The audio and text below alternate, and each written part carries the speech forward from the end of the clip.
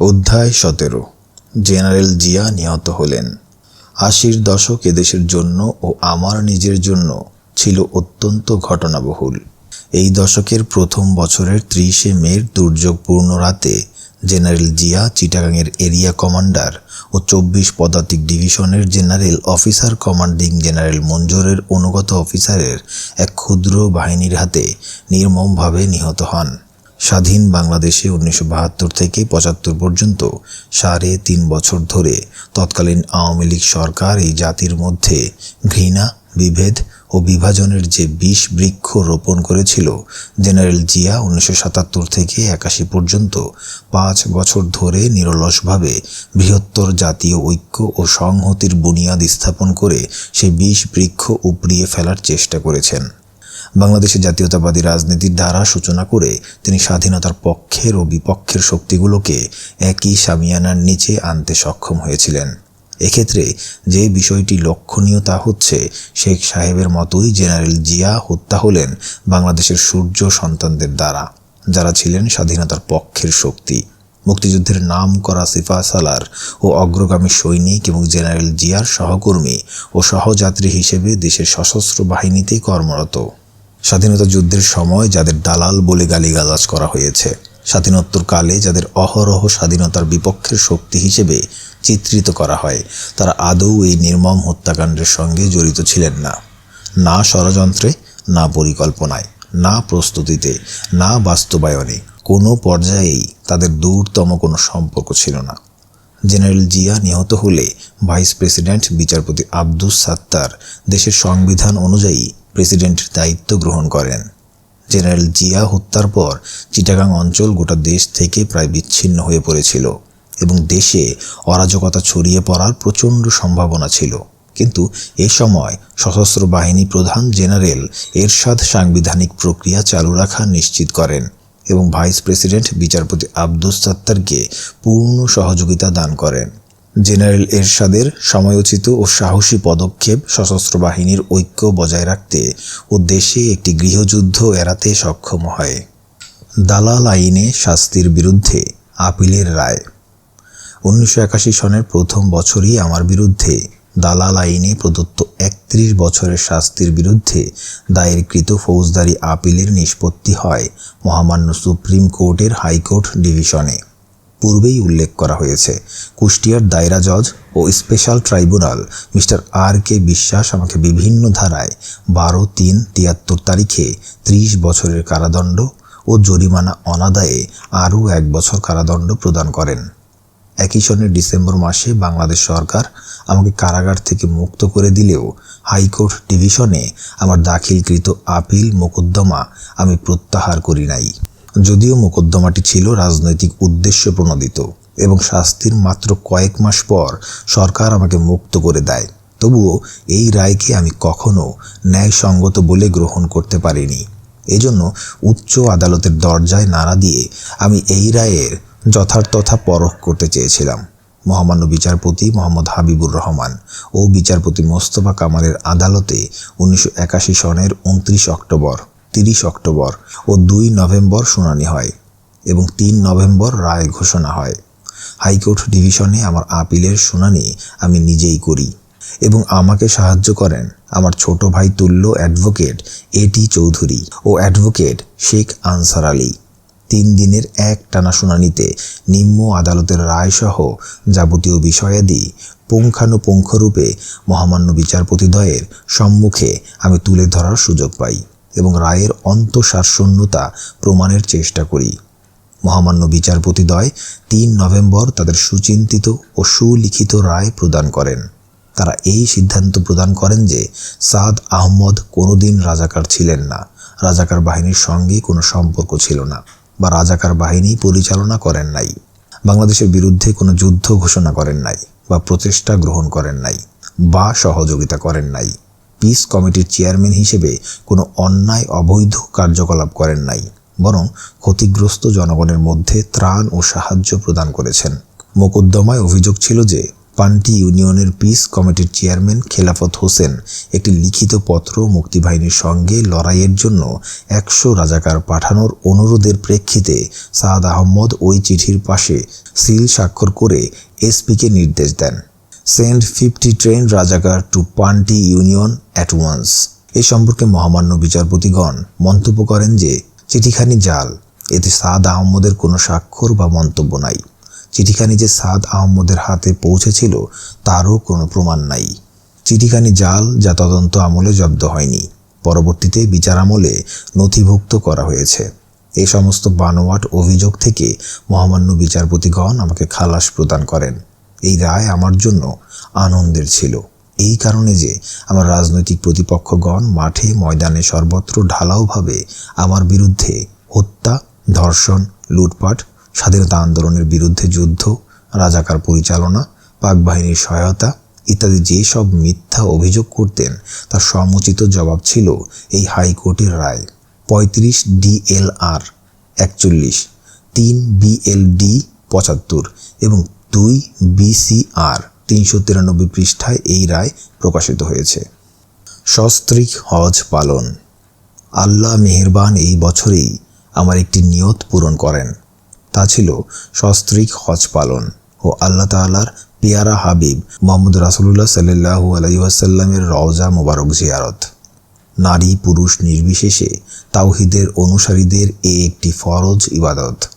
1971 সনে আমার আম্মা ইন্তেকালের পর থেকে আমার স্ত্রী সৈয়দাও উচ্চ রক্তচাপজনিত ব্যারামে আক্রান্ত হয়ে পড়ে। তবুও আমাদের উভয়ের আকাঙ্ক্ষা ও সিদ্ধান্ত ছিল স্বামী স্ত্রী একত্রে হজ পালন করা।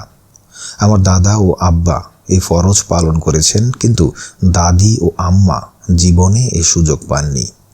সৈয়দার আব্বা অত্যন্ত বৃদ্ধ বয়সে হজ করতে গিয়ে সাফা মারওয়ায় সাই করার সময় মৃত্যুর কোলে ঢলে পড়েছিলেন। সৈয়দার আম্মার জীবনে হজ পালনের সুযোগ আসেনি। সৈয়দারও প্রচণ্ড আকাঙ্ক্ষা ছিল হজ পালন করা এবং সেই সঙ্গে তার পিতার মৃত্যুর স্থানটি দেখা ও পিতামাতা উভয়ের জন্য মাগফিরাত কামনা করা। হজ একটি ইবাদত। হজের অনুষ্ঠান, হজের স্থানসমূহ, এসব স্থানের পাহাড়, টিলা, কঙ্কর, বালুকা, কণা সর্বত্রই স্মৃতি বিজড়িত। পৃথিবীর বুকে মানব মানবীর আগমনের পর থেকেই নরনারীর পদচিহ্ন পড়েছে একসাথে। উভয় মিলেই বহু ইতিহাস রচনা করেছে, যেসবের স্মৃতি আজও সজীব হয়ে আছে।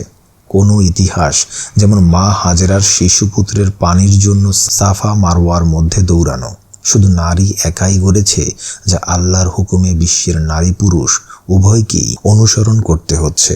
অনুসরণ করতে হবে পৃথিবীর শেষ দিনটি আসার পূর্ব পর্যন্ত।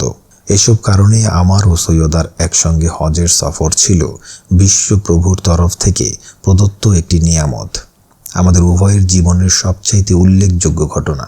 প্রায় 4500 বৎসর পূর্বে হযরত ইব্রাহিম আলাইহিসসালাম আল্লাহর আদেশে আল্লাহর আহ্বানকারী হিসেবে বিশ্ববাসীর প্রতি সার্বজনীন আহ্বান জানিয়ে বলেছিলেন, আল্লাহর বান্দাগণ, আল্লাহর ঘরের দিকে আসো, পৃথিবীর প্রতি কোণ থেকে ছুটে আসো, পায়ে হেঁটে কিংবা যানবাহনে চড়ে আসো। জবাবস্বরূপ আজ পর্যন্ত খানায়ে কাবার প্রতিটি মুসাফির উচ্চস্বরে আওয়াজ তোলেন, প্রভু হে, আমি আসিয়াছি, হে খোদা, আমি হাজির, কেউ তোমার শরীক নাই, আমি কেবল তোমার আহ্বানেই আসিয়াছি। সব তারিফ প্রশংসা তোমারই, কোনো কিছুতেই তোমার কেহ শরীক নাই। তখন থেকেই খানায়ে কাবার সঙ্গে মিল্লাতে ইসলামের নিবিড় সম্পর্ক স্থাপিত হয়েছে। মানবদেহে হৃৎপিণ্ডের মর্যাদার মতোই ইসলামী বিশ্বে খানায়ে কাবার মর্যাদা। হৃৎপিণ্ড যেমন বিভিন্ন শিরা উপশিরার সাহায্যে রক্ত টেনে নিজের কাছে নিয়ে আবার পরিশুদ্ধ করে যথাস্থানে পৌঁছিয়ে দেয়, মিল্লাতে ইসলামের দেহেও খানায়ে কাবা অনুরূপ ভূমিকাই পালন করে থাকে। প্রতি বছর বিশ্বের প্রত্যন্ত প্রান্তর থেকে মুসলমানদেরকে টেনে আনে নিজের কাছে, তাদেরকে পাপ থেকে এবং বিভিন্ন চারিত্রিক দুর্বলতা থেকে পবিত্র করে তাদের মধ্যে সৃষ্টি করে এক নতুন জীবনী শক্তি। তারপর তাদেরকে পাঠিয়ে দেয় বিশ্বের দিকে দিকে নিজ নিজ কর্মস্থানে। এমন এক প্রাণ স্পন্দন, এমন এক আন্দোলন যা দুনিয়ার তাওহীদপন্থীদের একত্রিত করে এবং জীবন্ত ও সক্রিয় ইসলামী প্রাণসত্তা উপহার দিয়ে তাদেরকে ফেরত পাঠায়। হৃৎপিণ্ডের স্পন্দন যতক্ষণ সবল থাকে মানুষ ততক্ষণই বেঁচে থাকে। অনুরূপভাবে হজও গোটা মুসলিম জাহানের হৃৎপিণ্ডের স্পন্দন। আমরা উভয়ে ঢাকার বাসা থেকে যাত্রা শুরু করে বাংলাদেশ বিমানের হজ ফ্লাইটে জেদ্দা পৌঁছে মুআল্লিমের ব্যক্তিগত তদারকিতে মক্কা পৌঁছে উমরার মাধ্যমে তাওয়াফ ও সাই সম্পন্ন করে মুআল্লিম প্রদত্ত পৃথক একটি ছোট্ট কামরায় অবস্থান নিয়েছি। হজ ও জিয়ারতের উদ্দেশ্যে সফর সম্পর্কে অনেকের লেখা বই পড়েছি। এগুলো নতুন করে লেখার কোনো প্রয়োজন বোধ করছি না। মক্কা ও মদিনায় আমরা নিজেরাই রান্না করে খাওয়া দাওয়া করেছি। বাজার করার বিশেষ কোনো ঝামেলা ছিল না, কেননা প্রায় সব এলাকাতেই ডিপার্টমেন্টাল স্টোরের মতো দোকানপাট, যেখানে প্রয়োজনীয় সব কিছুই পাওয়া যেত। আনুষ্ঠানিক ইবাদত হিসেবে হজ সুসম্পন্ন হয়েছে শান্তিপূর্ণভাবে, এ বিশ্বাস মনে জন্মেছে। কিন্তু হজের আসল উদ্দেশ্য বর্তমান বিশ্বে ও সমাজে পালিত হচ্ছে কিনা, হজের আসল তাৎপর্য বর্তমান মুসলিম উম্মাহ অনুষ্ঠান করতে সক্ষম হচ্ছে কিনা, সে বিষয়ে মনের কোণে বহু প্রশ্ন উকি দিয়েছে। হজ একটি নিছক অনুষ্ঠান সর্বস্ব ইবাদত নয়, এর আধ্যাত্মিক, রাজনৈতিক ও সামাজিক দিক রয়েছে। হজের আধ্যাত্মিক দিক হচ্ছে মানুষের অনন্ত জীবনের চাবিকাঠি এবং তা মানুষকে একত্ববাদের দিকে ধাবিত করে এবং তার জীবনের পবিত্রতাকে করে তোলে অজেয়। হজের ধর্মীয় বিধি নিষেধ পূর্ণাঙ্গভাবে বাস্তবায়িত করা না হলে উপরোক্ত মহৎ উদ্দেশ্য ও লক্ষ্যসমূহ অর্জন করা সম্ভব নয়। হজের রাজনৈতিক ও সামাজিক বৈশিষ্ট্যগুলি অর্জন করা তখনই সম্ভব হবে যখন এর আধ্যাত্মিক ও খোদাই দিকগুলি প্রতিপালিত হবে। সর্বশক্তিমান আল্লাহর দাওয়াতে সাড়া প্রদান এবং তার দেওয়া বিধানগুলি সঠিকভাবে পালন করলেই আমরা সাফল্যের দ্বার প্রান্তে পৌঁছতে পারব। হজ এমন একটি বিরাট ও মহতী বিশ্ব সম্মেলন যেখানে দুনিয়ার প্রত্যেকটি দেশ থেকে নিপীড়িত, নির্যাতিত মুসলমানরা এসে সমবেত হয়, যেখানে বিভিন্ন ভাষাভাষী ও বর্ণের লোকেরা একই পোশাক পরে উপস্থিত হয় এবং কারো মধ্যে পার্থক্যের কোনো চিহ্নই অবশিষ্ট থাকে না। এই মহাসম্মেলন যদি মুসলমানদের রাজনৈতিক সমস্যাগুলির সমাধানে ব্যর্থ হয় বা রাজনৈতিক বিষয়গুলির প্রতি উদাসীনতা প্রদর্শন করে, তাহলে আঞ্চলিক ভিত্তিতে আয়োজিত সম্মেলনগুলি মুসলমানদের সমস্যা সমাধানে আদৌ কোনো অগ্রগতি সাধিত হতে পারে না। ইসলামের সোনালী যুগে হাজি সাহেবানরা মক্কায় সমবেত হয়ে তাদের সামাজিক, রাজনৈতিক ও আন্তর্জাতিক সমস্যাগুলি নিয়ে আলোচনা করতেন এবং এসব বিষয়ে প্রয়োজনীয় সিদ্ধান্ত নিতেন। খোলাফায়ে রাশেদার আমলে বিভিন্ন অঞ্চল থেকে আগত হাজিদের নিকট স্থানীয় শাসকদের আচার আচরণ সম্পর্কে জিজ্ঞাসা করা হতো এবং অভিযোগ পেলে তড়িৎ ব্যবস্থা গ্রহণ করা হতো। সর্বযুগে বিশ্ব মানবের নিপীড়ন ও জুলুম শোষণের মূলে রয়েছে খোদাদ্রোহী শক্তিদের আল্লাহর সার্বভৌমত্বের প্রতি অস্বীকৃতি। নিজেরা সার্বভৌম সেজে সমাজ জীবনের বিভিন্ন ক্ষেত্রে আল্লাহর বান্দাদের উপর অত্যাচারের স্টিম রোলার চালিয়েছে। এসব নির্মূলের ক্ষেত্রে আল্লাহ তাআলার মহাপরিকল্পনায় হজ অনুষ্ঠানের মধ্যে কি কোনো বিশেষ সমাধান রয়েছে? হজ যে শুধু একটি আনুষ্ঠানিকতা নয়, এর ঊর্ধ্বে অনেক কিছু। তা আল কোরআনের ঘোষণায় অত্যন্ত প্রাঞ্জল ভাষায় মুমিনদের উদ্দেশ্য করে বলা হয়েছে, যারা হাজি সাহেবানদের পানি সরবরাহ করে এবং মসজিদুল হারামের রক্ষণাবেক্ষণ করে, তোমরা কি তাদেরকে এসব লোকের সমজ্ঞান করো যারা আল্লাহ ও পরকালে বিশ্বাস করে এবং আল্লাহর পথে সংগ্রাম করে?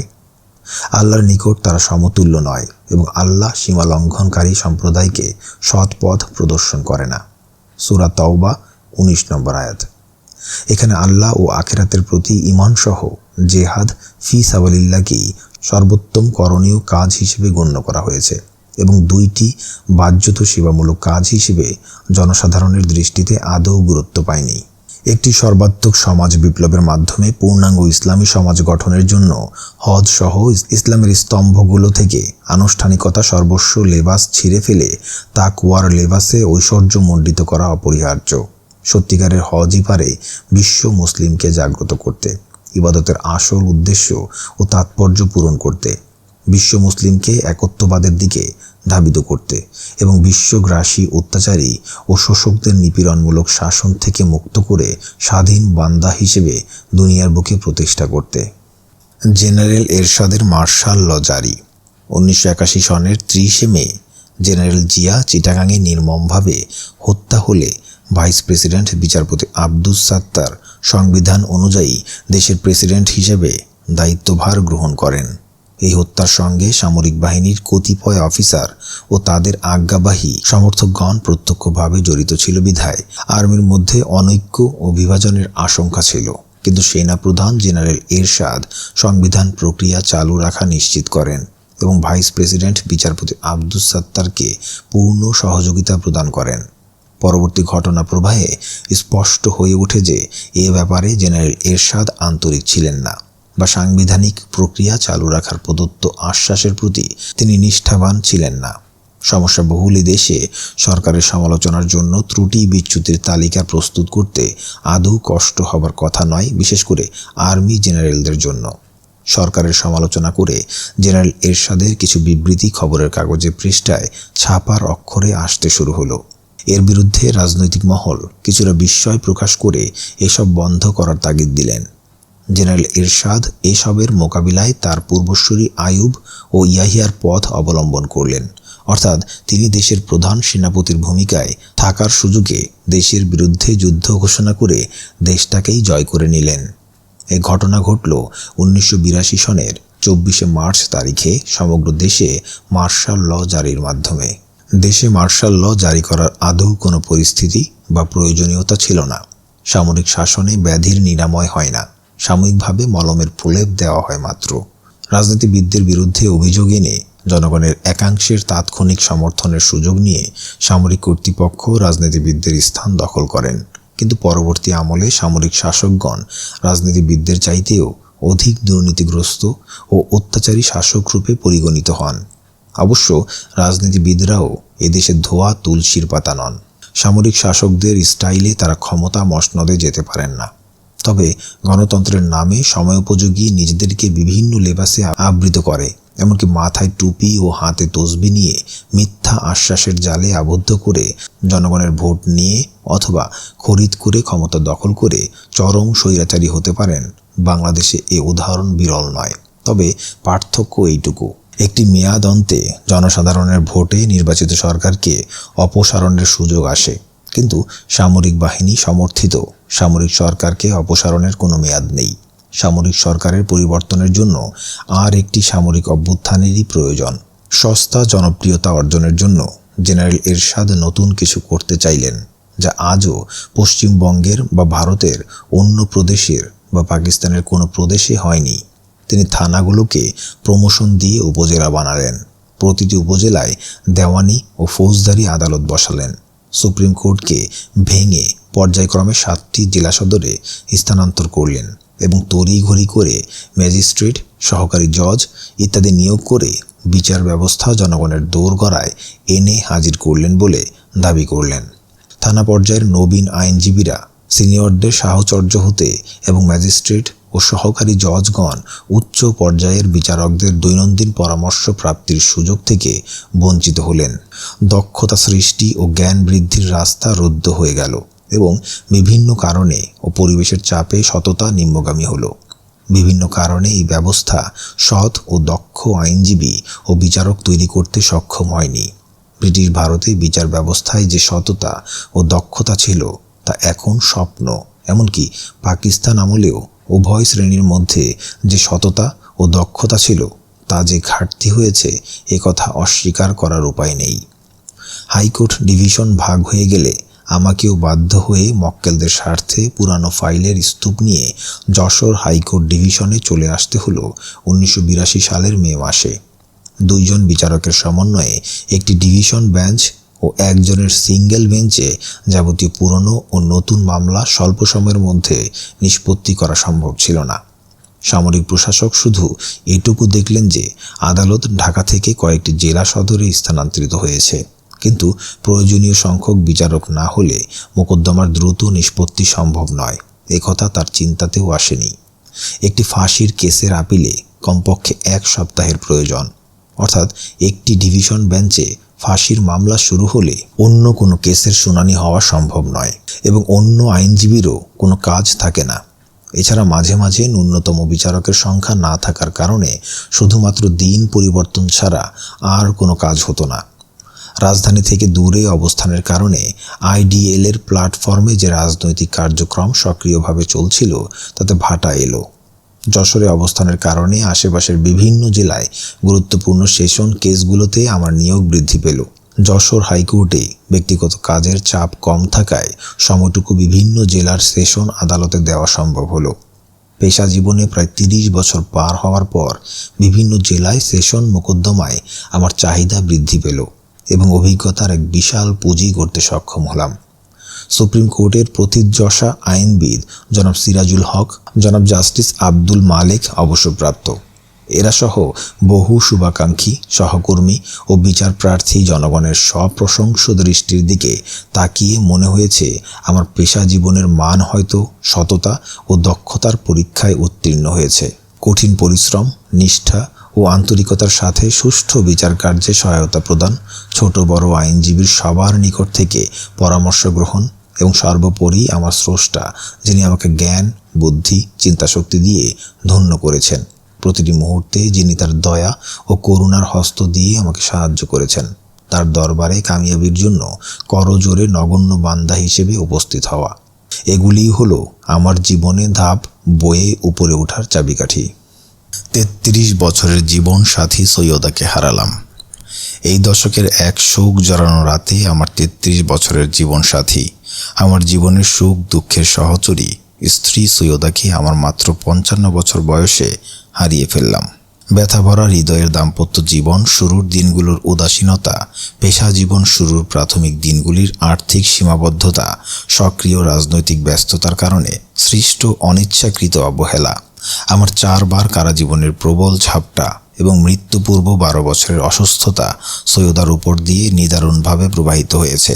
হয়তো সেই কারণে কাছে থাকা সত্ত্বেও তার জীবনের শেষ কথাটি শুনবার সুযোগ না দিয়ে দারুণ অভিমান নিয়ে এই নশ্বর দুনিয়া ছেড়ে চলে গেল জীবনের 50 বছর পূর্তির পূর্বেই। যশোর হাইকোর্টের ডিভিশন চালু হওয়ার পর সপ্তাহে 5 দিন সেখানে থাকতে হতো এবং 2 দিন কুষ্টিয়ার বাসায় থাকতাম। সৈয়দার ইচ্ছায় যে বাড়িটি খরিদ করা হয় সেখানেই থাকতে ভালোবাসত, তাইতে যশোরে একত্রে বসবাস করা সম্ভব হতো না। সৈয়দার ইচ্ছা ছিল তার পছন্দের খরিদ করা বাড়িটাকে মনের মতো করে সাজানো। সৈয়দা ছিল ঘোরতর সংসারী। পশু পক্ষী পালন থেকে শুরু করে বাগ বাগিচা তৈরি করাই ছিল প্রবল আগ্রহ। এসব কাজ থেকে তার মতো ব্লাড প্রেশারে 12 বছর ধরে আক্রান্ত রোগীকে থামিয়ে রাখা যায়নি। সৈয়দা ছিল একজন মনের সার্জন। দুনিয়ায় হাড় মাংস জোড়া দেবার বহু সার্জন রয়েছে, কিন্তু ভাঙা মন জোড়া লাগানোর সার্জনের সংখ্যা খুবই কম। আমার জীবনে না চাইতেও এটা ছিল আল্লাহ তাআলার দুর্লভ দান, যা সবসময় চেয়েও পাওয়া যায় না। চুম্বকের কিছু শক্তি দিয়ে আল্লাহ তাআলা নারী পুরুষকে সৃষ্টি করেছেন। মনে হয় আল্লাহ মেহেরবান আমার ভাঙা মন জোড়া লাগানোর জন্য চুম্বকের মাত্রা কিছু বেশি করে সৈয়দার মধ্যে সঁপে দিয়েছিলেন। হাজারো গুণের অধিকারিণী সৈয়দা নিজেকে সংসার জীবনে একটি শক্তিশালী চুম্বকে পরিণত করতে সক্ষম হয়েছিল। তার নামের পাশে আমার নাম জুড়ে না দিলে সে অসন্তুষ্ট হতো। এজন্য বাড়ি ও জমির দলিলে, খাজনা ট্যাক্সের রসিদে, চিঠিপত্রের ঠিকানায়, ব্যাংক অ্যাকাউন্টে সর্বত্রই এই যুক্ত নাম ব্যবহৃত হয়েছে। তার যুক্ত নামটি ছিল বেগম সৈয়দা সাদ। প্রচণ্ড ব্যস্ততার জীবনে কিছুক্ষণের সান্নিধ্যে একত্রে ভ্রমণে তার চেহারার উজ্জ্বল্য বৃদ্ধি পেত। হজের সফরে 40 দিনের সময় ছিল সংসারের কোলাহল থেকে মুক্ত। সন্তান সন্ততি আপনজনের আকর্ষণের বাহিরে পেশা জীবন ও রাজনীতির হইচই থেকে নির্লিপ্ত হয়ে আমাদের উভয়ের জীবনে অত্যন্ত একান্ত করে পাওয়া, অত্যন্ত আপন করে পাওয়া। দিনের শেষে যশোর হাইকোর্ট থেকে কুষ্টিয়া ফিরে এসে 9 মার্চ 1983 বাসায় ছিলাম। সন্ধ্যার পর মাগরিবের নামাজ শেষে চেম্বারে বসে প্রতিবেশী আইনজীবী বন্ধু আলী আজগরের সঙ্গে কথা বলছিলাম। সৈয়দাকে দেখলাম নামাজ শেষে নিজের হাতে ফুলের গাছে পানি দিতে। বেশ কিছুক্ষণ পর কাজের মেয়েটি হঠাৎ চেম্বারে হাজির হয়ে বলল, আব্বা শীঘ্রই আসেন, আম্মা কেমন করছে? দৌড়ে গেলাম কামরায়। দেখলাম অত্যন্ত অস্থিরতার মধ্যে কালেমা পাঠ করছে, লা ইলাহা ইল্লাল্লাহু মুহাম্মাদুর রাসূলুল্লাহ। কাছে গেলাম, শরীরে হাত দিলাম, কি হয়েছে জানতে চাইলাম। উত্তর না পেয়ে দৌড়ালাম ডাক্তার ডাকতে। সঙ্গে সঙ্গে ডাক্তার পেয়ে গেলাম। এসে দেখি মুখে কোনো আওয়াজ নেই, অজ্ঞান অবস্থা। ডাক্তার ইঞ্জেকশন পুশ করলেন, কোনো সাড়া নেই। ততক্ষণে জীবন ও মৃত্যুর মালিক রাব্বুল আলামিনের দূত সৈয়দার রূহকে নিয়ে ঊর্ধ্ব জগতে রওনা হয়ে গেছে। ইন্না লিল্লাহি ওয়া ইন্না ইলাইহি রাজিউন। ঘটনার আকস্মিকতায় আমি স্তব্ধ, আমি দিশেহারা, আমি হতবাক। নিজের প্রতি একটাই অভিযোগ, এত কাছ থেকেও আমার বন্ধুকে, আমার সাথীকে, আমার হাসি কান্নার অংশীদারকে হাসি মুখে বিদায় জানাতে পারলাম না কেন? 1950 সনের 3রা মার্চের রাত থেকে 1983 সনের 9 মার্চ রাতের এই সময়ের ব্যবধানকে খুবই সামান্য বলে মনে হলো। গোটা সময়টা যেন একটি ক্ষুদ্র ক্যাসেটে জড়ানো ছিল। দাম্পত্য জীবনের প্রতিটি ছোট বড় ঘটনা চিত্রের রূপ নিয়ে স্মরণের দরজায় প্রতিফলিত হয়ে আমার ব্যথার দরিয়ায় বাঁধ ভেঙে অশ্রুর প্লাবন সৃষ্টি করল। এ অশ্রু শুধু ব্যথার বহিঃপ্রকাশ নয়, অশ্রু ব্যথার নিরাময়কারীও বটে। বুক ভরা ব্যাখ্যা অশ্রু হয়ে ঝরে বুককে হালকা করে দেয়। বন্ধু বান্ধব, আপনজন, শুভাকাঙ্ক্ষীদের সান্ত্বনা বাক্য ব্যথিত হৃদয়ে সান্ত্বনা দিতে সহায়তা করে। শোকের বাড়িতে উপচে পড়া ভিড়ের মধ্যে সবার মুখে সৈয়দার জীবনের বিভিন্ন গুণাবলীর উচ্চারণ হচ্ছে শুনতে পাচ্ছি। সৈয়দা ছিল খোদাভীরু, নামাজি, ছিল দানশীলা, পরোপকারী। তার বিশেষ গুণ ছিল আসন্ন সন্তান প্রসবা নারীর কাছে ছুটে যাওয়া ও প্রসবে সাহায্য করা। এ বিষয়ে কিছু ধাত্রীবিদ্যার জ্ঞানও আয়ত্ত করেছিল। তার পছন্দের বাড়ির সম্মুখের অংশ থেকে ধর্মীয় ও মানব কল্যাণ কাজের জন্য 8 কাঠা জমি ইসলামিক ফাউন্ডেশন বাংলাদেশকে দান করে যায়, যার মূল্য আজ কমপক্ষে 24 লক্ষ টাকা। বাংলাদেশে একমাত্র কুষ্টিয়া শহরে দানকৃত জমির উপর ইসলামিক ফাউন্ডেশন সরকারি ভবন তৈরি করে যাবতীয় কার্য পরিচালনা করছে। অনেক অভাবগ্রস্ত মেয়েকে বড় করে সৈয়দা তাদের বিয়ে দিয়েছে। অনেক বৃদ্ধা, বিধবা ও অনাথদের মাতা ছিল সৈয়দা, যাদের জন্য তার সাহায্যের হাত খোলা থাকত। সৈয়দা সম্পর্কে 1973 সনের 11 ডিসেম্বর দীর্ঘ কারাজীবনের অবসানে মুক্তির পর যশোর কারাগার থেকে একসঙ্গে রিকশায় চড়ে আসাকালীন সময়ে যে চিত্র এঁকেছিলাম আজও সাক্ষ্য দিচ্ছি, সেটাই ছিল আসল চিত্র, যার রং এখনো আলোয় ভরপুর। সেদিন লিখেছিলাম, গাড়ি এগোচ্ছে, যাত্রী আমরা 2 জন। সৈয়দার ডান হাত আমার বাম হাঁটুর উপর, চরম ক্লান্তি অথচ পরম নির্ভরতার চিহ্ন পরিস্ফুট। চেয়ে আছি সৈয়দার দিকে, মুখে ক্লান্তির ছাপ। 750 দিনের নিরাপত্তাহীন জীবন, দারিদ্র্য ও অবহেলা আয়ুর গতিকে অনেক বাড়িয়ে দিয়েছে। জীবনের এই খাতটুকুতে যতটা সলিতা বরাদ্দ ছিল তার চাইতে পুড়েছে বেশি। সহজ সরল পৌরত্বের ছাপ ঢাকবার কোনো প্রচেষ্টা নেই। দৃষ্টি দিলাম সৈয়দার মনের গভীরে। প্রেম, ভালোবাসা, করুণায় ভরা একটি উজ্জ্বল মন, সেবার প্রকৃতি দিয়ে গড়া নিবেদিত একটি প্রাণ, সুখ ও দুঃখের অংশীদার এক সহযাত্রী। লাভের অংশ কমায় ব্যস্ত নয়, লোকসানের বোঝা টানতে সদা ব্যগ্র। এই আমার পারিবারিক জীবনের ভিত্তি। জীবন বহমান, একটি বহতা নদীর মতো। স্রোত আছে তো জীবন আছে, নইলে জীবন নেই। শোক, মৃত্যু, জরা, ব্যাধিতে জীবন নদীতে যে পলি জমা হয়, জীবনের দায়িত্ববোধ, সমাজের কাছে অঙ্গীকার, বেঁচে থাকার জন্য উপজীবিকা তালাশের বাধ্যবাধকতা সবই জীবন নদীতে স্রোতের সৃষ্টি করে পলির বাঁধকে ভেঙে ফেলে। ক্ষণিকের জন্য থমকে যাওয়া জীবন নদী আবার সম্মুখের দিকে নিজেই গতি সৃষ্টি করে এগিয়ে চলে। আমার ক্ষেত্রেও এর ব্যতিক্রম ছিল না। আমার পেশার সঙ্গে জড়ানো বহু বিচার প্রার্থীর স্বার্থ সংশ্লিষ্টতা, ইসলামী আন্দোলনের একজন কর্মী হিসেবে আমার দায়িত্ববোধ, আমার ও সৈয়দার ওয়ারিসদের প্রতি মমত্ববোধ এবং আমার জীবন প্রবাহে গতি সৃষ্টির তাগিদে শোক তাপকে পিছনে ফেলে আবার শুরু হলো পথ চলা। সংসারের যাবতীয় দায়িত্ব সৈয়দা নিজের উপর তুলে নিয়ে আভ্যন্তরীণ ঝামেলা থেকে আমাকে মুক্ত রেখেছিল। তাইতে পেশার কারণে হাইকোর্ট সহ বিভিন্ন জেলায় সফর, রাজনীতির কারণে মাঠে ময়দানে পদচারণা, কারা জীবনে দুশ্চিন্তাহীন জীবনযাপন ও রাত্রে সুনিদ্রা, এসবই আমার জন্য স্বাভাবিক ছিল। আমার জীবনের সবচাইতে বড় সৌভাগ্য, আমার কোনো কাজে বা সিদ্ধান্তে সৈয়দা কোনোদিন কোনো প্রশ্ন করেনি। কষ্টের পথকে বেছে নেবার কারণে কোনো বিরক্ত বা অসহিষ্ণু মনোভাব প্রকাশ করেনি। তাইতে সৈয়দার মৃত্যুর পর অভাবটা তীব্রভাবেই অনুভূত হলো। সংসার ও সন্তানদের দিকে দৃষ্টি দিতে হলো। পেশার সময়টাকে সংকুচিত করা সম্ভব ছিল না। তাইতে স্বাভাবিকভাবেই রাজনীতির ময়দানে যে সময় ব্যয় হতো তা থেকেই কাটছাঁট করতে হলো। সমগ্র বাংলাদেশে যে পদচারণা ছিল তা কমে গেল। মাওলানা আব্দুর রহিমের নেতৃত্বে পরিচালিত আইডিএলে আমার বিদেশ সফর সহ সমগ্র বাংলাদেশে পদচারণা ছিল অত্যন্ত বলিষ্ঠ। সৈয়দার মৃত্যু ছাড়াও আরও একটি কারণে রাজনীতির ময়দানে আমার গতি শ্লথ হয়ে গেল। বাংলাদেশ অভ্যুদয়ের পূর্ববর্তী ও পরবর্তী সময়ের রাজনৈতিক পরিস্থিতির আলোকে অন্ধকার যুগ পার হওয়ার পর এদেশের ইসলামী জনতার এটাই ছিল সুচিন্তিত অভিমত যে স্বাধীনতা পূর্ব সমস্ত ইসলামী দল ও ব্যক্তির ঐক্যবদ্ধ হয়ে একটি মাত্র দল গঠন এবং এই দলে ইসলামী জনতার ব্যাপক অংশগ্রহণকে সহজ ও সম্ভব করার মাধ্যমে ইসলামী রাষ্ট্র ব্যবস্থা প্রতিষ্ঠার লক্ষ্য অর্জন করা যেতে পারে। এই ফলশ্রুতিতে আইডিএল গড়ে উঠেছিল এবং কিভাবে এই ঐক্যবদ্ধ দলের সম্প্রসারণ ঘটেছিল তা ইতিপূর্বে আলোচিত হয়েছে।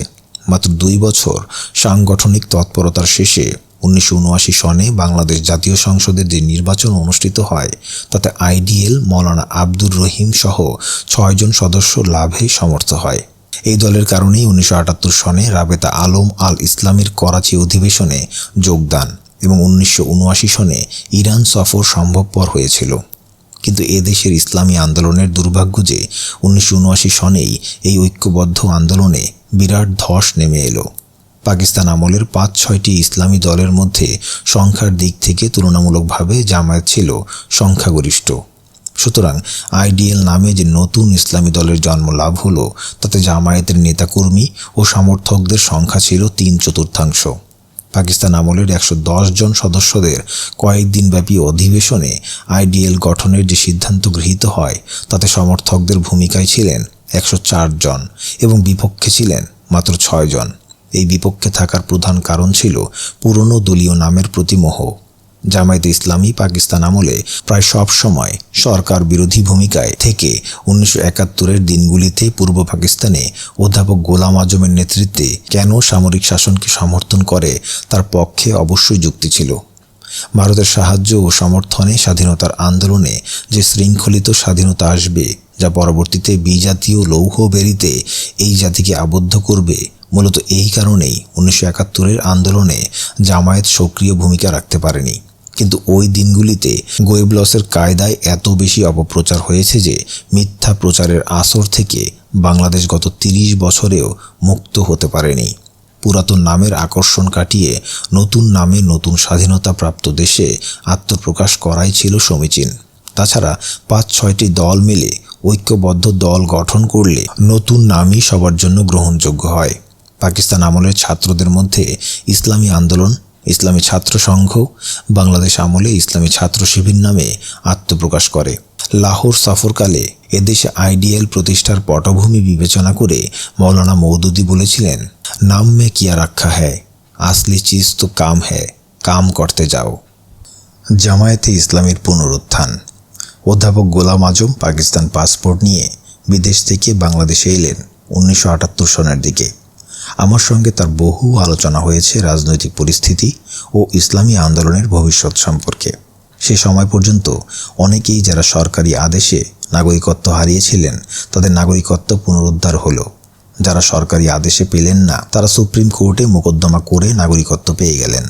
আইনজীবী হিসেবে সুপ্রিম কোর্টের ওইসব রায় পড়ার পর জনাব গোলাম আজম সাহেবকে আমি পরামর্শ দিয়েছিলাম আইন আদালতের সাহায্য নিতে। তিনি তাই করলেন, তবে অনেক পরে বিরুদ্ধবাদীদের লেলিহান শিখা আরও উত্তপ্ত ও তাদের বিষাক্ত নখর আরও তীক্ষ্ণ করার পর। আইডিএল প্রতিষ্ঠার 3 বছর পর এবং 1979 সনের জাতীয় সংসদের নির্বাচনে আইডিএলের অংশগ্রহণের পর আইডিএল ভাঙনের মধ্য দিয়ে জামায়াতের পুনরুত্থান ঘটল।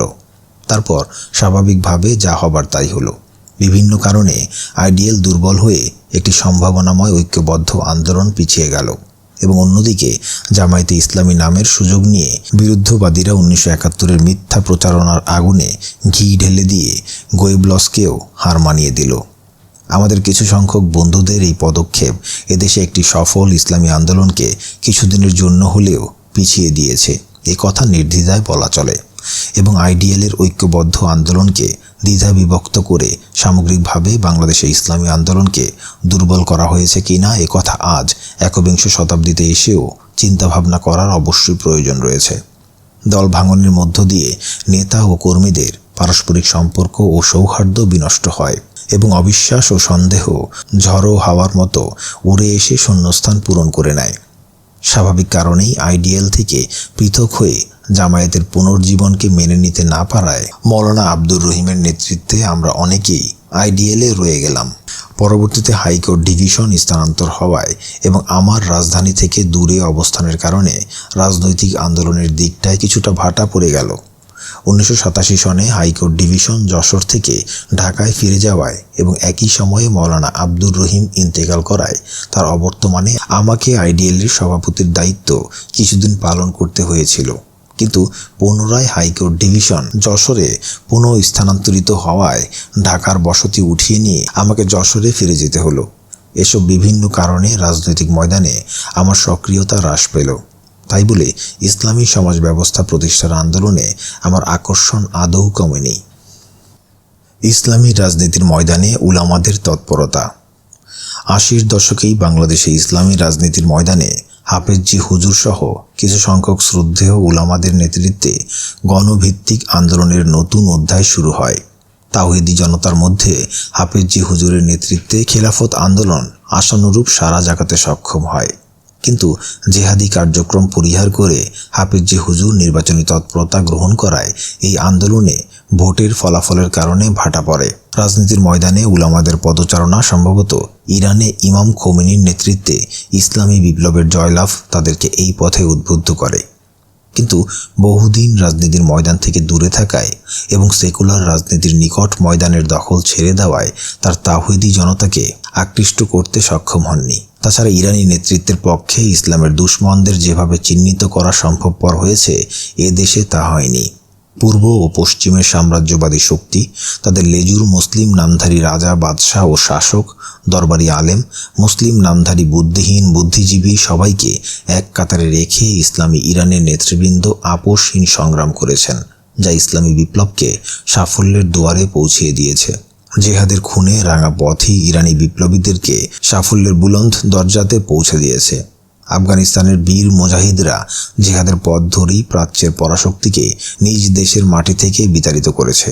বিশ্বের অনেক মুসলিম দেশেই ইসলামী আন্দোলনের আজান শোনা যাচ্ছে, যেখানে মুয়াজ্জিনরা নির্যাতিত মুসলিমদের মধ্যে জিহাদের ক্ষেত্র প্রস্তুতের জন্য গণচেতনা, গণসংগঠন, গণপ্রতিরোধ ও গণ অভ্যুত্থান সৃষ্টির প্রচেষ্টায় বিরামহীন কাজ করে চলেছেন।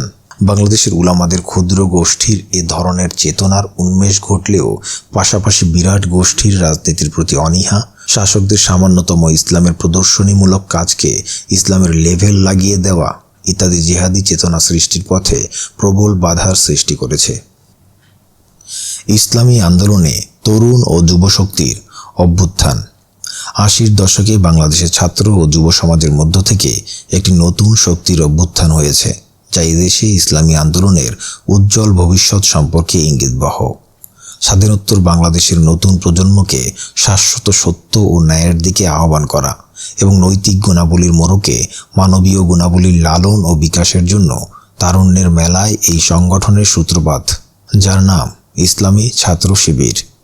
এই সমাজে যেখানে তরুণ ও যুবকদের ভিড় অসামাজিক ও নৈতিকতা বিরোধী কার্যকলাপে পরিলক্ষিত হয়, যেখানে বিজাতীয় শিল্প সংস্কৃতির মাদকতায় তারা উন্মাদ হয়ে আছে, যেখানে খোদা প্রদত্ত জীবনের লক্ষ্যকে পরিহার করে মানবরচিত মতবাদের বিভ্রান্তির দরিয়ায় তারা হাবুডুবু খাচ্ছে, সেখানেই ছাত্র শিবির ঐশী বিধান ও নবী সাল্লাল্লাহু আলাইহি ওয়াসাল্লামের শিক্ষাকে গ্রহণ করে নিজেদের সংস্কৃতিকে আঁকড়িয়ে ধরে সমস্ত প্রকার তাগুতি বিধানকে প্রত্যাখ্যান করে এক ব্যতিক্রম ধর্মী অভিযান পরিচালনা করছে।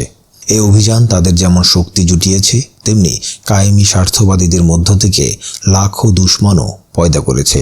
শিবিরকে নির্মূল করার প্রকাশ্য ঘোষণা দিয়ে এরা বিভিন্ন স্থানে শিবিরের উপর সশস্ত্র আক্রমণ পরিচালনা করে তাদের প্রচার কৌশলের মাধ্যমে শিবিরকেই আসামির কাঠগড়ায় দাঁড় করিয়েছে।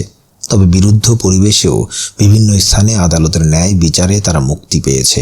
সমস্ত প্রচার ঊর্ধ্বে যে সত্য আজ সুপ্রতিষ্ঠিত তা হল ইসলামী ছাত্র শিবিরের 39 জন নেতাকর্মী 1990 সন পর্যন্ত এবং 111 জন নেতাকর্মী 2000 সন পর্যন্ত শাহাদাত বরণ করেছে এবং হাজারো কর্মী বিরুদ্ধবাদীদের অস্ত্রের আঘাতে পঙ্গু বা জখমপ্রাপ্ত হয়েছে, যা আক্রমণকারীর পরিচয় বহন করে না, আক্রান্ত হবার সাক্ষ্য বহন করে। এসব শহীদান ও আক্রান্তদের ঝরানো রক্ত এদেশে ইসলামী আন্দোলনের দুর্গম পথকে অনেকখানি সহজতর করেছে। তাওহীদি জনতার ম্রিয়মাণ কণ্ঠকে সোচ্চার করেছে। বাংলাদেশে সম্পদের অভাব নেই, প্রচণ্ড অভাব রয়েছে সৎ ও দক্ষ মানুষের। প্রশাসন, বিচার বিভাগ, ব্যবসা বাণিজ্য, শিল্প কারখানা, শিক্ষা, সম্পদ আহরণ সর্বত্রই অভাব রয়েছে নৈতিকতা সমৃদ্ধ দক্ষ জনশক্তির। এই দক্ষতা অর্জন ও নৈতিকতার সবক অবশ্যই ছাত্র জীবনে গ্রহণ করতে হবে এবং ছাত্র জীবনের পাঠ শেষ করে সমাজের বিভিন্ন স্তরে কাণ্ডারি হয়ে হাল ধরতে হবে। এছাড়া দেশের মঙ্গল ও উন্নতির কোনো বিকল্প নেই। উন্নত মেধা প্রদর্শন, সুষ্ঠু প্রতিযোগিতা, দুর্জয় সাহসী পদক্ষেপ, সিদ্ধান্ত গ্রহণে বলিষ্ঠতা, এসবের মাধ্যমেই লক্ষ্য অর্জন করতে হবে এবং সে উদ্দেশ্যে দেশের প্রতিটি ঘর থেকেই উন্নত চরিত্রের কিশোর ও যুবকদের আকৃষ্ট করারই মৌলিক কাজ হবে ইসলামী ছাত্র শিবিরের। স্বাভাবিকভাবেই প্রশ্ন উঠতে পারে, শিবির কোন ধরনের রাজনীতির লালন করবে? শুধুমাত্র ইসলামী রাজনীতি বললে বাংলাদেশের প্রেক্ষাপটে এ প্রশ্নের উত্তর দেওয়া যথেষ্ট হবে না। ইসলামী রাজনীতি কোনো পেশা নয়, এ রাজনীতি কোনো নেশা নয়, এ রাজনীতি হচ্ছে খালেস ইবাদত। ইসলামী বিরোধী সংগঠনের মতো ইসলামের নাম নিয়েও পেশাদারি রাজনীতি করা যায়, কিন্তু সেখানে নিজেদের আরাম আয়েশের সন্ধান ছাড়া শেষ নবী সাল্লাল্লাহু আলাইহি ওয়াসাল্লামের প্রদর্শিত জনকল্যাণমূলক রাষ্ট্র করা যায় না। এখানে ত্যাগ নেই, আপসহীন সংগ্রাম নেই, তাই যে আল্লাহ তাআলা মদদও নেই। রাজনীতি যদি নেশা হয় তাহলে নেশাগ্রস্তরা কোনোদিনই সঠিক পথের সন্ধান দিতে পারেনি এবং ভবিষ্যতেও পারবে না। রাজনীতি যেখানে ইবাদত সেখানে রয়েছে খুলুসিয়াত, যেখানে রয়েছে ত্যাগ, রয়েছে কোরবানি, রয়েছে মানুষের প্রতি হামদর্দি ও ভালোবাসা। রাজনীতি যেখানে ইবাদত সেখানে নেতা প্রভু নয়, নেতা খাদেম, আল্লাহর পথের অনুসারীদের সীসা ঢালা প্রাচীরের ন্যায় ঐক্যবদ্ধ করে রাখার প্রেরণাদায়ক শক্তি। রাজনীতি যেখানে ইবাদত সেখানে কর্মীরা কেউ দাস নয়, তারা সবাই আল্লাহর পথে সম্মানিত সৈনিক, আন্দোলনের ময়দানে উজ্জ্বল নক্ষত্র। রাজনীতি যেখানে ইবাদত সেখানে বিষয়বস্তুর চাইতে ব্যক্তি বড় নয়। ব্যক্তির গুরুত্ব অবশ্যই ছিল, আছে এবং থাকবে, কিন্তু সেখানে ব্যক্তিকে কেন্দ্র করে সব কিছু আবর্তিত হয় না। ব্যক্তির বিপর্যয়ে আন্দোলন তার গতি হারিয়ে ফেলে না। ইবাদতের রাজনীতিতে অবশ্যই নেতা থাকবে, নেতৃত্ব থাকবে, কিন্তু তা ব্যক্তির স্বার্থে ও প্রয়োজনে নয়, তা থাকবে সমষ্টির স্বার্থে, আল্লাহর বিধান প্রতিষ্ঠার জন্য। সালাতে ইমামের রূপ নিয়ে তার অস্তিত্ব বিরাজমান থাকবে। ইসলামী ছাত্র শিবিরের এই ইবাদতের রাজনীতির অনুশীলন গ্রহণ করতে হবে ছাত্র জীবন থেকেই। ছাত্র জীবনেই এরা ঐশী গ্রন্থের সঙ্গে পরিচিতি লাভ করেছে, শিরক ও তাওহীদের পার্থক্য উপলব্ধি করে সঠিক পথে পা বাড়িয়েছে এবং ছাত্র জীবনেই এসব তরুণরা সমাজে আবু লাহাব, আবু জেহেলদের সাক্ষাৎ পেয়েছে। এদের অগ্রগামী নেতা ও কর্মীরা খুনে রাঙা পথ বয়ে শাহাদাতের পেয়ালা থেকে পান করে সংগঠনকে মজবুত ভিতের উপর দাঁড় করিয়ে দিয়ে গেছে। অনেকেই অভাব, অনটন ও দারিদ্র্যের মাঝেও শুধুমাত্র ত্যাগ, কোরবানি ও অধ্যবসায়ের মাধ্যমে বিদ্যা অর্জনের সাথে সাথে ইবাদতের রাজনীতির সবক নিচ্ছে। তাইতে আমার দৃঢ় বিশ্বাস, এদেশের পেশার রাজনীতিকে বিদায় দিয়ে নেশার রাজনীতিকে নির্মূল করে ইবাদতের রাজনীতি চালু করতে এসব এবং নিকট ভবিষ্যতে আগত তাজা প্রাণ কিশোর ও যুবকরাই সক্ষম হবে। মানবতার মুক্তির জন্য বর্তমান পরিস্থিতি দাবি করে দ্রুত অনুশীলন সমাপ্ত করে সমাজের বিভিন্ন স্তরে ইবাদতের রাজনীতির নেতৃত্ব গ্রহণ করা। এই নেতৃত্বে প্রয়োজন সুস্পষ্ট ইসলামী দৃষ্টিভঙ্গি, দূরদর্শিতা, রাষ্ট্রনায়কের বুদ্ধিমত্তা, রাজনৈতিক দক্ষতা, আলেমের ধীশক্তি, সেনাপতির বীরত্ব ও লাখো কোটি মানুষের হৃদয় জয় করার ক্ষমতা। 2 দশকের মানে 1971 থেকে 1990 সালের রাজনীতির হালচাল। বিশ্বে ইসলামী আদর্শবাদের বিরুদ্ধে দুশমনদের সংখ্যা কোনোদিনই কম ছিল না। এর প্রধান কারণ ছিল ইসলামের আপোষহীন আদর্শ। যুগে যুগে খোদাদ্রোহী শক্তিদের মোকাবিলা করে পরাভূত করে কল্যাণমূলক সমাজ ব্যবস্থা গড়তে হয়েছে। হেরার রোশনি এই পথকে আলোকিত করেছে, সমাজ ব্যবস্থা কল্যাণকামী ও ইনসাফ ভিত্তিক করেছে। ইসলামের অগ্রগতির পথে মূলত ইহুদি, খ্রিস্টান ও পৌত্তলিক এই 3 শক্তি প্রবল বাধা সৃষ্টি করেছে। নিজেদের মধ্যে মতপার্থক্য থাকলেও ইসলামের বিরুদ্ধে এরা ঐক্যবদ্ধ। পরবর্তীতে শুধুমাত্র অস্ত্রের বলেই এরা ইসলামের অনুসারীদের পরাভূত করেনি, বরং কূটকৌশল প্রয়োগ করে বিভেদ সৃষ্টি করেছে। জাতীয়তাবাদের ধোঁয়া তুলে ঐক্যবদ্ধ উম্মার মধ্যে ভাঙন ধরিয়েছে। অর্থ, সম্পদ, নারী দিয়ে ঈমান খরিদ করেছে। চাকচিক্যময় খোদাদ্রোহী বিভিন্ন আকর্ষণীয় মতবাদ সৃষ্টি করে মগজ ধোলাই করেছে, বিজাতীয় সংস্কৃতির জৌলুসে মোহগ্রস্ত করেছে এবং পরিশেষে মুসলমানকেই ইসলামের শত্রুতে পরিণত করেছে। তাইতে ইসলাম বা মুসলমানদের শত্রুদের বিভিন্ন ফ্রন্টে অবস্থান। বাংলাদেশের স্বাধীনতার আন্দোলন যদিও ইসলামের বিরুদ্ধে ছিল না, কিন্তু ব্রাহ্মণ্যবাদী ভারতের কূটকৌশলের শিকার হয়ে স্বাধীনতা প্রাপ্ত নতুন দেশের শাসকরা কার্যত ভারতের রাষ্ট্র পরিচালনার 4 মূলনীতি গ্রহণ করে সংখ্যাগরিষ্ঠ তাওহিদি জনতার হৃদয় থেকে অনেক দূরে সরে গেলেন। এদের ধর্মনিরপেক্ষতাবাদ ইসলামের সঙ্গে অবশ্যই সংঘর্ষশীল ছিল, তবে ভারতের শাসকরা ধর্মনিরপেক্ষতাবাদের ছদ্মাবরণে সংখ্যালঘু মুসলমানদের উপর অত্যাচার ও নিপীড়ন চালিয়েছে। হিন্দু ধর্মের উপর আঘাত হানেনি, কিন্তু বাংলাদেশের নব্য শাসকরা ধর্মনিরপেক্ষতার নামে সংখ্যাগরিষ্ঠ মুসলমানদের ঈমান ও আকীদার উপর বারবার আঘাত হেনেছে এবং তাদের ধর্মবিশ্বাসের ভিত্তিতে রাজনৈতিক কার্যকলাপ নিষিদ্ধ ঘোষণা করেছে। সুতরাং ভারতের ধর্মনিরপেক্ষতা সংখ্যাগরিষ্ঠতাদের জন্য কোনো সমস্যা সৃষ্টি করেনি। সমস্যা সৃষ্টি হয়েছে বাংলাদেশের সংখ্যাগরিষ্ঠ মুসলমানদের জন্য, যারা শতকরা 90 জন। 70 ও 80 দশকের বাংলাদেশের প্রায় 20 বছরের ইতিহাস সংক্ষিপ্তভাবে পর্যালোচনা করলে দেখা যাবে মোটামুটি 3 ব্যক্তির সরকার ক্ষমতার মসনদে আসীন হয়েছে। শেখ মুজিব 3.5 বছর, জেনারেল জিয়া প্রায় 4 বছর এবং জেনারেল এরশাদ 1 দশকের কিছু কম সময় ক্ষমতায় আসীন ছিলেন। 3 ব্যক্তির সরকার এজন্য বলা হচ্ছে যে এখানে ব্যক্তির ভূমিকাই মুখ্য ছিল, দলের ভূমিকা গৌণ। পার্লামেন্ট, বিচার বিভাগ, প্রশাসন কোনো বিভাগই তার নিজস্ব মর্যাদায় অধিষ্ঠিত থেকে গৌরবময় ভূমিকা পালন করতে পারেনি। গণতন্ত্র, পার্লামেন্টারি সরকার, মার্শাল ল, প্রেসিডেন্সিয়াল সরকার, জরুরি অবস্থার সরকার ইত্যাদির মধ্যে ভাষাগত পার্থক্য থাকলেও চেহারা বা জৌলুসে কোনো পরিবর্তন ছিল না। শেখ মুজিবের শাসন সম্পর্কে ইতিপূর্বে আলোচনা হয়েছে। তার দুঃখজনক মৃত্যুর পর কার্যত যিনি ক্ষমতায় ছিলেন তিনি হলেন জেনারেল জিয়া। শেখ মুজিবের সময় থেকে অর্থনৈতিক ক্ষেত্রে যে ভাঙন শুরু হয় তার গতি রোধ করা জেনারেল জিয়ার পক্ষে সম্ভব হয়নি। দেশে পূর্ণাঙ্গ শান্ত অবস্থাও সৃষ্টি হয়নি। শাসন ব্যবস্থায় বিভিন্ন বিশৃঙ্খলা ও অন্তর্দ্বন্দ্বের অবসান হয়নি। রাষ্ট্রীয় 4 মূলনীতির পরিবর্তন হয়নি। কিন্তু ঝঞ্ঝা বিক্ষুব্ধ অবস্থার মধ্যেও জেনারেল জিয়া যেটুকু পরিবর্তন এনেছিলেন তাতে এদেশের মানুষের উন্মুক্ত আবহাওয়ায় শ্বাস প্রশ্বাস গ্রহণ করা সম্ভবপর হয়েছিল। জেনারেল জিয়া একদলীয় শাসনের পরিবর্তে বহুদলীয় রাজনীতি প্রবর্তন করেন। রাষ্ট্রীয় 4 মূলনীতির ক্ষেত্রে ব্যাখ্যা বিশ্লেষণের পরিবর্তন করে গণমানুষের ধর্মীয় চেতনার প্রতি তিনি স্বীকৃতি দিয়েছেন।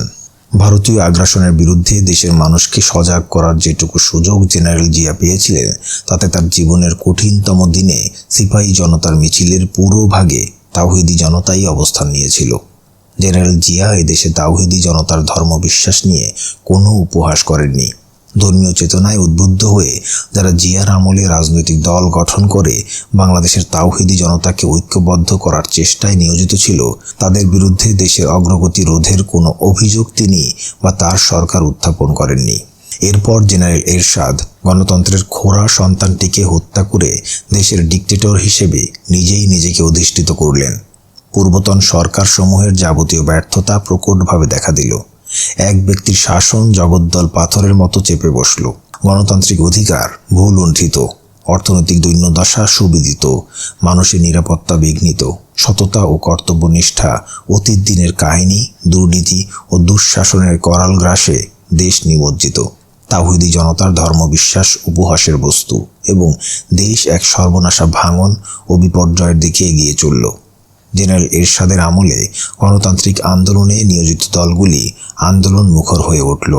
ইসলামী দলগুলি ছাড়াও তাওহিদের অনুসারী ছাত্র, যুবক, উলামা, দিনদার বুদ্ধিজীবীদের সমন্বয়ে গঠিত ইসলামী শাসনতন্ত্র আন্দোলন সমাজ থেকে অশ্লীলতা, বিজাতীয় সাংস্কৃতিক আগ্রাসন, ত্রাণ কার্যের আবরণে বিদেশি মিশনারি ও এনজিওদের অশুভ তৎপরতার বিরুদ্ধে রুখে উঠল।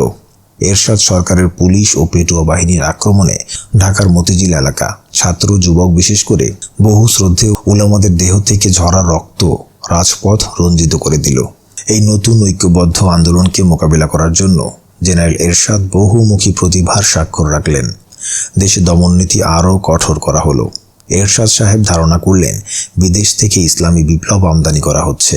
তাইতে তিনি বহির্বিশ্বে ইসলামী বিপ্লবী দেশ বলে পরিচিত স্থানগুলিতে সফরের উপর কড়াকড়ি আরোপ করলেন।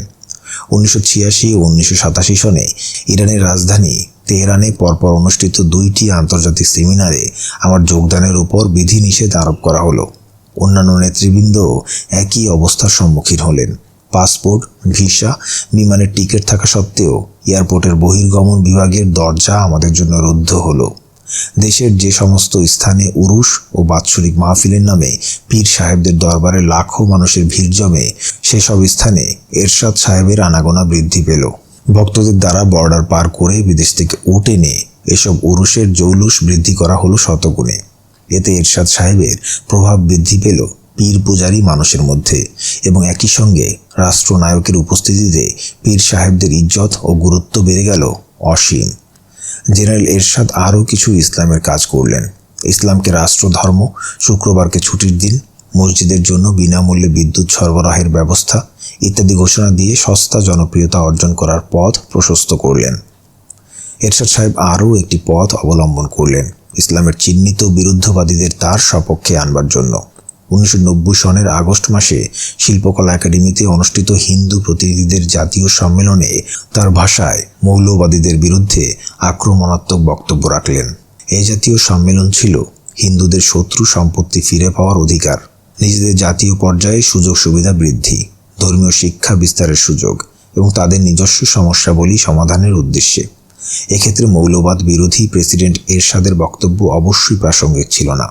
তার বক্তব্যের সার কথা ছিল তিনি মৌলবাদীদের অপছন্দ করেন, মৌলবাদীরা দেশের অগ্রগতির প্রভূত ক্ষতি করেছে, তিনি মৌলবাদীদের বাংলাদেশের মাটি থেকে পর্যায়ক্রমে নির্মূল করবেন ইত্যাদি।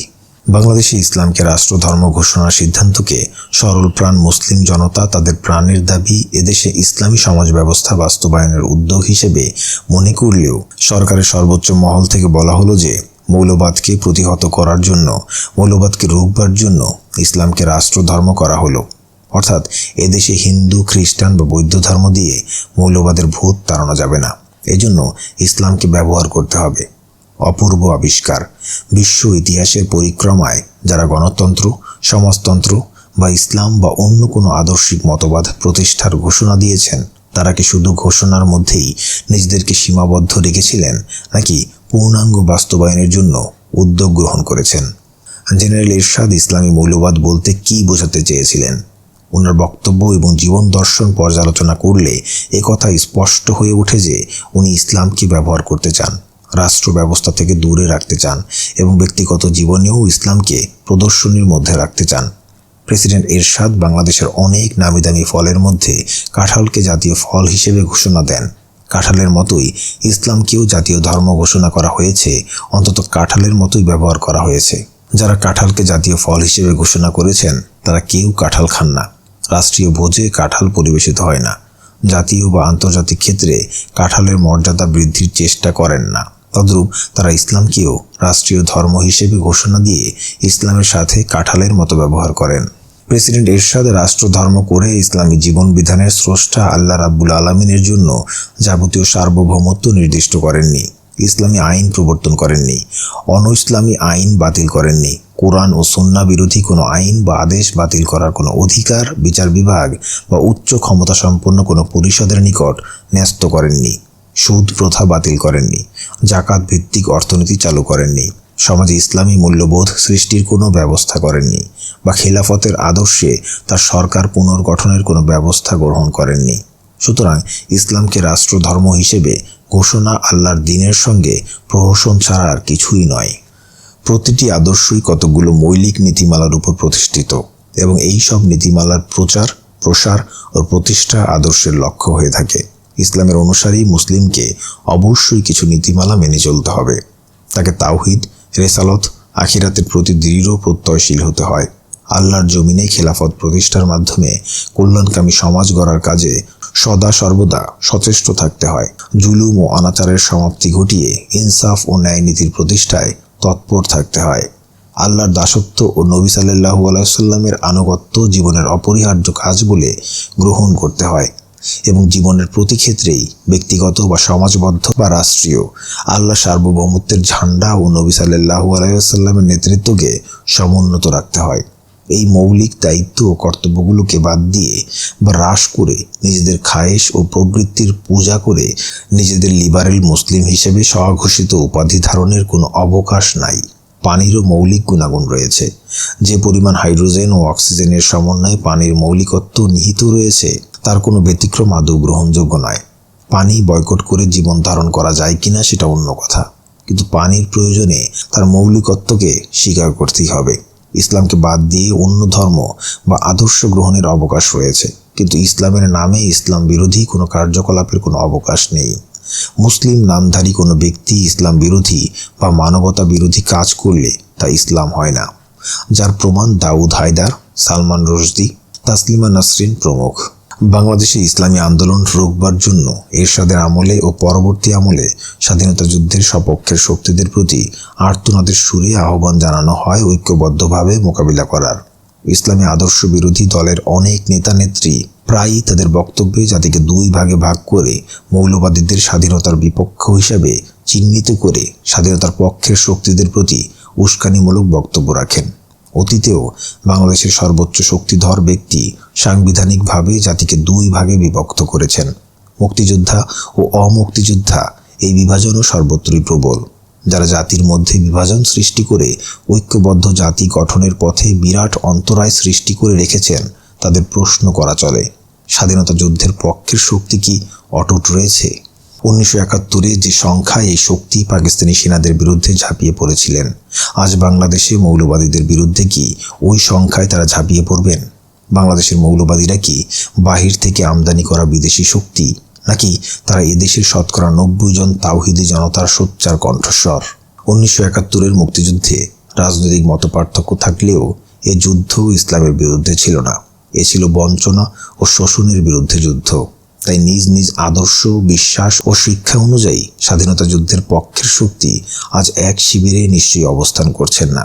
কেউ 1972-এর 4 মূলনীতি নিয়ে দাঁড়িয়ে আছেন, কেউ বৈজ্ঞানিক সমাজতন্ত্রের পথে চলেছেন, কেউ মৌলবাদী দলের সদস্য বা কর্মী হিসেবে নাম লিখিয়েছেন, আর কেউ বা মৌলবাদী দল গঠন করে তার নেতৃত্ব দিচ্ছেন। এদেশের মানুষ বাঙালি না বাংলাদেশি এ তর্ক আজও চলছে। আদর্শের পরিবর্তন দুনিয়ায় নতুন কোনো আবিষ্কার নয়। স্বাধীনতা যুদ্ধের পক্ষের শক্তিসমূহের বহু ব্যক্তি বিভিন্ন ইসলামী দলের নেতা ও কর্মী হিসেবে কাজ করছেন। বহু আওয়ামী লীগ, সমাজতন্ত্রী, কমিউনিস্ট ও জাতীয়তাবাদী দলের শ্রদ্ধেয় নেতা ও কর্মী ইসলামী দলের অন্তর্ভুক্ত হয়ে এদেশের জমিনে ইসলামের আওয়াজকে বুলন্দ করছেন। মাওলানা সাঈদীর মাহফিলে যে লক্ষ লক্ষ জনতা দুই হাত তুলে বজ্র কণ্ঠে ইসলামী সমাজ বাস্তবায়নের পক্ষে রায় দেন, তাদের মানসিক ও আদর্শগত অবস্থান 1971-এর মুক্তিযুদ্ধের সময় কোথায় ছিল? আমার নিজের জীবনেরও 14-15 বছর আওয়ামী লীগের আন্দোলন, 6 দফার আন্দোলন ইত্যাদিতে কেটেছে। সুতরাং এটা অনস্বীকার্য যে একটি জাতির আদর্শগত অবস্থানের রূপ রং বদলায়, ব্যক্তির জীবনেও লক্ষ্য ও আদর্শের পরিবর্তন ঘটে। ইসলামের ঘোরতর বিরোধী কট্টর শত্রুরাও তাওহীদের নিশান বরদার হয়ে পৃথিবীর বুকে চিরস্মরণীয় হয়ে আছেন। আজকের বিশ্বেও দেশের নাম বদলায়, পতাকা, জাতীয় সঙ্গীতে পরিবর্তন আসে। এই উদাহরণ বিরল নয়। দুঃশাসনের এক ইতিহাস রচনা করে দুর্নীতি ও অনাচারের কালিমা মাথায় নিয়ে বাংলাদেশের উল্লেখযোগ্য দলসমূহের যৌথ আন্দোলনের নির্মম আঘাতে ধরাশায়ী হয়ে জেনারেল এরশাদ অত্যন্ত কলঙ্কজনকভাবে মসনদ ছাড়তে বাধ্য হলেন, কিন্তু মসনদ ছেড়েও স্বাধীন জীবনে ফিরে যেতে পারলেন না বা বিরোধী দলের ভূমিকায় অভিনয় করতে পারলেন না। ভাগ্যের নির্মম পরিহাস, কারাগারের অন্ধকার প্রকোষ্ঠে তার স্থান নির্দিষ্ট হল অন্তত কয়েক হাজার দিনের জন্য। আল্লামা আব্দুর রহিমের জীবন প্রদীপ নিভে গেল। ঘটনাবহুল 80-র দশকের কথাগুলো লিখতে গিয়ে স্মৃতির ভাণ্ডারে সদা জাগ্রত এক মর্তে মোমেনের জীবনের অবদান, আমাদের সবার নিকট থেকে বিদায় গ্রহণের ব্যথা ভরা কাহিনী 1.25 শতাব্দীর এই ইতিহাসে অবশ্যই স্থান পাবে। 1 অক্টোবর 1987 সন। আল্লামা আব্দুর রহিম এই দিনটিতে আমাদের অনেককেই ডেকেছিলেন কিছু গুরুত্বপূর্ণ রাজনৈতিক বিষয়ে আলোচনা ও সিদ্ধান্ত গ্রহণের জন্য। এ দেশের সমস্ত জেলা থেকে তার রাজনৈতিক জীবনের সহকর্মীরা রাজধানীতে দুপুরের মধ্যেই পৌঁছে গেলেন এই দিনে বাদ আসর অনুষ্ঠিতব্য আলোচনা সভায় অংশগ্রহণের জন্য। কারও জানা ছিল না এই মর্দে মমিনের জীবন প্রদীপ পূর্বদিন থেকে হায়াত ও মওতের মাঝে দোদুল্যমান ছিল।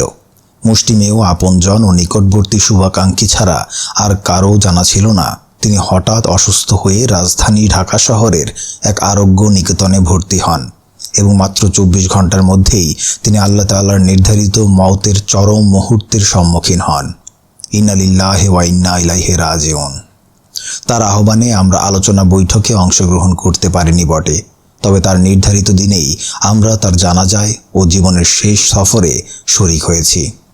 এই ক্ষণজন্মা মর্দে মোমিন ছিলেন এদেশে ইসলামী আন্দোলনের সঙ্গে জড়িত সবার উস্তাদ আল্লামা মোহাম্মদ আব্দুর রহিম, যিনি কলমের জিহাদ করে আসমানের নিচে 20 কোটি বাংলাভাষী মানুষের ইসলামী জীবন বিধান বুঝবার জন্য সাহিত্যের এক বিশাল ভাণ্ডার সৃষ্টি করে গেছেন, যা যুগ যুগ ধরে অন্ধকারে হাতড়িয়ে চলা এদেশের মানুষের জন্য জ্ঞানের আলো বিতরণ করবে। আল্লাহ রাব্বুল আলামিন তাকে দিয়েছিলেন 69 বছরের একটি গৌরবময় জীবনের মেয়াদ। যদিও বিশ্ব পরিক্রমায় এই মেয়াদ খুবই ক্ষুদ্র, তবুও এই সময়ের মধ্যে তার কাজের পরিধি ছিল ব্যাপক। পদচারণা ছিল বিস্তৃত এলাকায় এবং সমাজ থেকে যা পেয়েছেন তার চেয়ে দিয়েছেন অনেক বেশি। শুধু এই সমাজকে নয়, আমাদের উত্তরসূরি অনাগত ভবিষ্যতের মানুষের জন্য রেখে গেছেন অনেক কিছু। আল্লামা আব্দুর রহিম ছিলেন উপমহাদেশের অবিভক্ত বাংলার ইসলামী আন্দোলনে যোগদানকারী প্রথম ব্যক্তিত্ব। তদানীন্তন পূর্ব পাকিস্তানের ইসলামী আন্দোলনের পুরোধা, দার্শনিক, রাজনীতিবিদ, সাংবাদিক, গবেষক, বাংলা ভাষায় ইসলামী সাহিত্যের স্রষ্টা, পার্লামেন্টারিয়ান, ইসলামী সম্মেলন সংস্থার ফিকাহ একাডেমির একমাত্র বাংলাদেশি সদস্য, তাফহিমুল কোরআন সহ প্রায় 140 খানি মৌলিক ও অনুদিত গ্রন্থের লেখক। গত শতাব্দীর দ্বিতীয় দশকের শেষের দিকে এক পরাধীন দেশে জন্মগ্রহণ করে।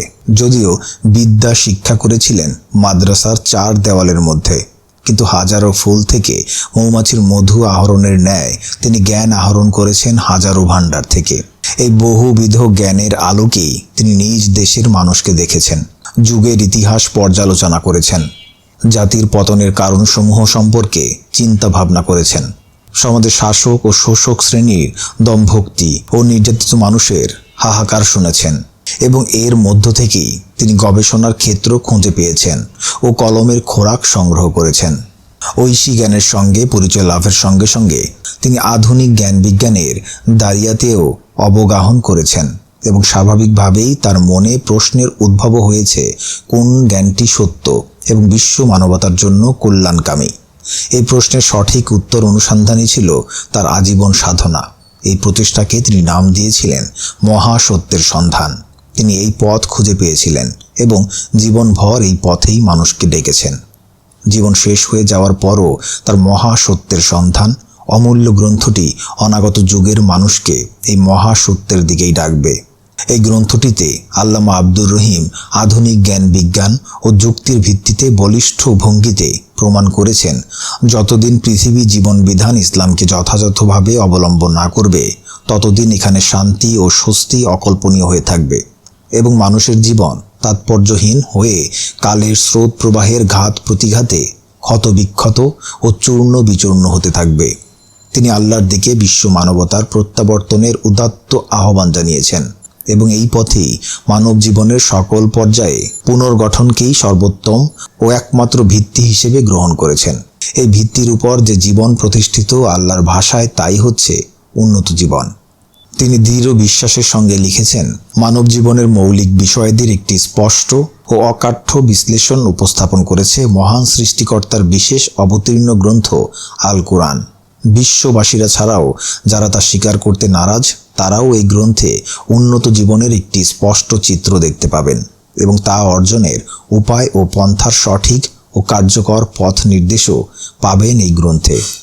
প্রায় 3 দশকের প্রচেষ্টায় আল্লামা আব্দুর রহিম বাংলা ভাষায় তাফহিমুল কোরআনের কয়েক হাজার পৃষ্ঠাব্যাপী যে অনুবাদ এ দেশের মানুষকে উপহার দিয়েছেন, তার ফলশ্রুতিস্বরূপ সার্থক রূপকার হিসেবে তিনি তার আল কোরআনের আলোকে উন্নত জীবনের আদর্শ নামক 5 শতাধিক পৃষ্ঠার আরও একটি অমূল্য গ্রন্থে এই উন্নত জীবনের নীল নকশা এঁকেছেন। ইসলামী জ্ঞানের উৎস হিসেবে আল কোরআনের পরই হাদিসের স্থান। রাসূলুল্লাহ সাল্লাল্লাহু আলাইহি ওয়াসাল্লামের সমগ্র বাণী ও আচরণই হাদিসে সংরক্ষিত হয়েছে। হাদিসের চর্চা ও অধ্যয়ন ছাড়া আল কোরআনের উন্নত জীবনের পথের সন্ধান পাওয়া যাবে না।